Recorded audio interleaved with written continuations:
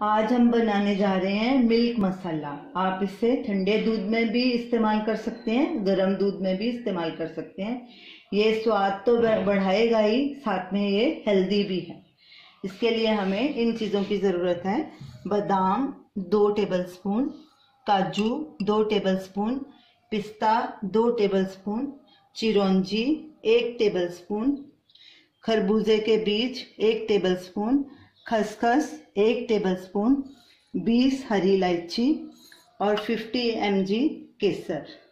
अब ग्राइंडर में डाल के इन सब चीज़ों को बारीक पाउडर बना लेंगे।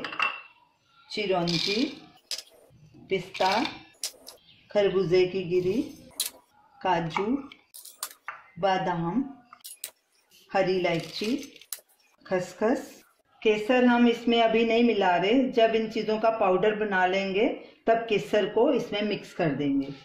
तो चलिए इसको ग्राइंड करते हैं। सारे इंग्रेडिएंट्स हमने ग्राइंड कर लिए।